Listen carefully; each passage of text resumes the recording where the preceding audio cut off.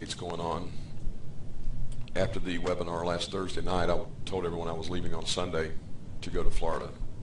I had packages and materials and things that were supposed to come in here on Friday that didn't show up until Tuesday, and now I can't make it down there until tomorrow. So today's Wednesday, and I'll be here. I need to do some recording, and Aaron and I put together some new presentations. You and I need to talk about some current events. I've got an outline here for doing a blog that covers several things that have been going on with me. As you know, I've had some computer problems, so now I have a new computer and I have a revamped computer, and we'll see if it improves our performance here on this. I can already see that my system resources are taxed right now because I have so many documents up to take a look at. Because one of the things that going through all this did for me was being able to go through all of my documents over the past 11 years that I still have on flash drives, hard drives, everywhere. So I want to talk about some of that. Anyway, so how are things on your end? Moving forward, we're looking at other avenues of jurisdictional quality with many of nation states. So these have been legal. All right, hold on one second. Hang on one second. So your computer's saying your speed is low. Well, let's go with what we have. I wanted to go through some current events, some email. One of the things during my downtime, I had an email come in, and you know that 3 weeks ago I did that video newsletter, even though we did one last week, and it was mainly about email and some other things, going through current events. And I have remained topical on one topic in the last month and a half, and that has been mindset. And I want to go through that one more time, except now I'm not going to be talking about the mindset of the elite. I'm going to be talking about the mindset it's going to take to get out of this. By going through my old documents, it's made me see what my mindset was that helped me get to this point. And for people that have been on the webinars, if you haven't been there, the first one we did, Randall was on, and I had some documents up there that we filed in the Supreme Court. Randall and I have known each other for going on at least 11 years. No, I'll take that back, wrong, 2001. That would be 10 years ago. When we first met in Austin, Texas at a David Wynn Miller seminar. And I'll talk about that a little bit more because I'm going to look at some Wynn Miller documents. I was asked recently in email, and not this email, I don't have the right email address up at the moment, but I was asked recently in email about purchasing Wynn Miller's material by one of the members. And I said, no, there's no need to purchase that material. Because a lot of the stuff that I did, I would never do again. There's no way I would do it again. But it was a good training ground to set me up in understanding mindset, like I was showing you all these folders that I have and all these gurus, Roger Elvig, Steve Hunter, Eddie Kane, all these different ones that are all in prison now, Dan Benham, and the massive files and folders that I have on the studies and things that we were doing and what it was that was different in me than them. And specifically, I'll talk about one thing right up front. I wasn't trying to change the U.S., and I wasn't blaming the U.S. for my problems. I'm just going to pick a place to start. During the 2 weeks that the computers were down, and they were up and down, let's just put it that way, as I was getting things repaired and transferring information, it was just interesting that it was like all of a sudden the brakes were put on. When I did the newsletter 3 weeks ago, and I really talked about the fact that I didn't blame the U.S., you know, there's no need to keep complaining about this, and there's no need to keep sending me emails and things about all this stuff in the past, and I'm going to show you exactly why here in just a few minutes when you see all the documents that are on this computer. And you're not even going to see all of them, but I'm going to go into certain files. I've already seen all this stuff. I've already read it. I mean, when I say I got 35,000 hours in this, I'm not joking. I'm not playing around. And complaining about them is doing no good whatsoever.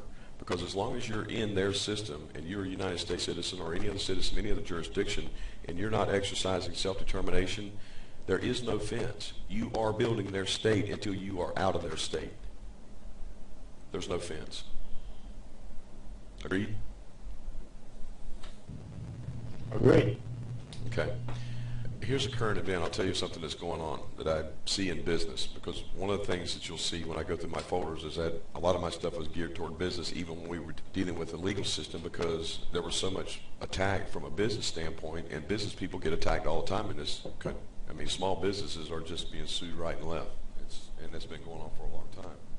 Well, it's all about profit and commerce. I mean, from the beginning, the inception of this place until before. I mean, everything is all about trade. So that's what nations really are existing for. ability to safely trade, honorably make deep contracts with each other. Yes, and the thing to understand about this trade business is most of it is slave trade, because the slaves are traded based on ancient paradigms that said we want kings like the other nations have. Well, the other nations had slave kingdoms. So the business is being run here in the United States, and this is the reason I focused in on the mindset of the elite. And the feedback I got from that was, you can't honestly tell me that these people are doing the right thing.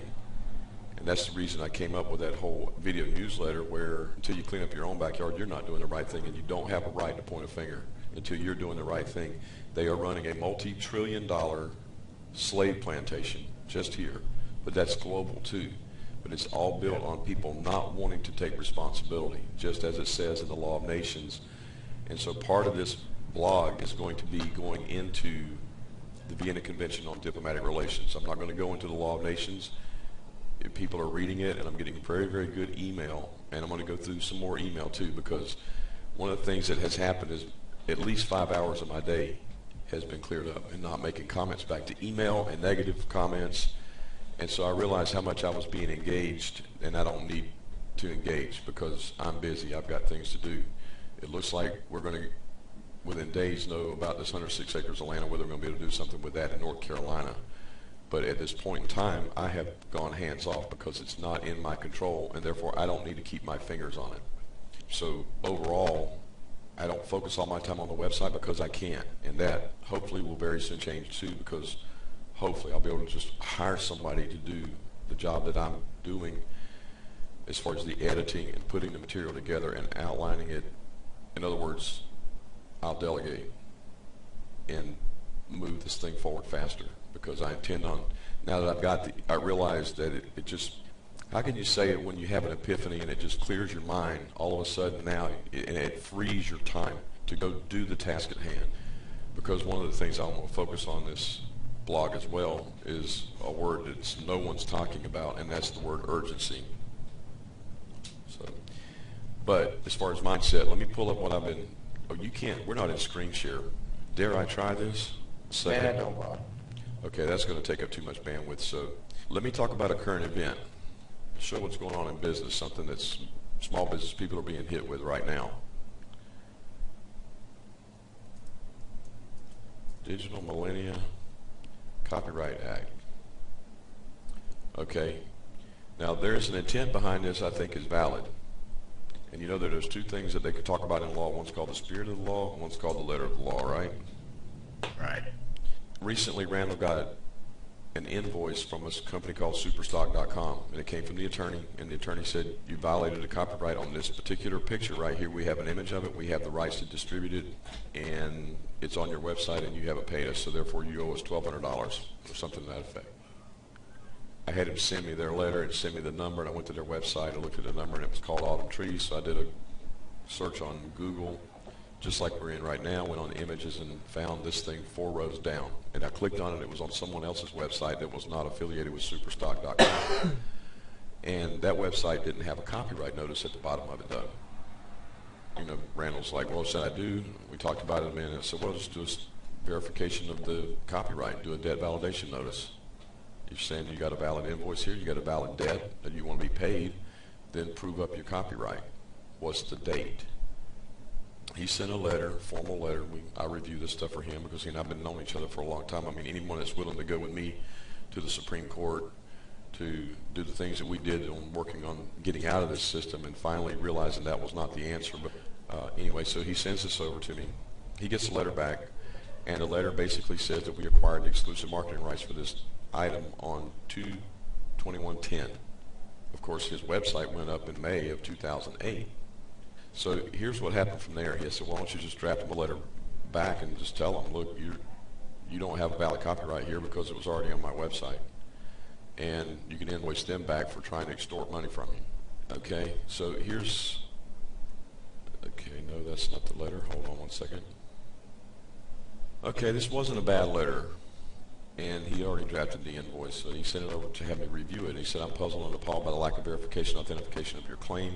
The claims of the photographer. Where's the copyright date of the image of the photographer? Because that's not what they sent him back. They sent him back and said we acquired the marketing rights. So the question is, let me expand this out a little bit so people can read this.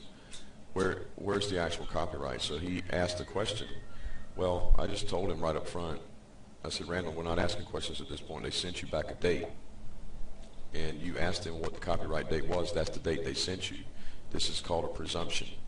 The attorney is to know what the question is and to provide an answer to the question, not to compare apples and oranges and try to divert the topic of conversation and just keep the time running on until you default and they can come after a judgment, which is what they do repeatedly, okay?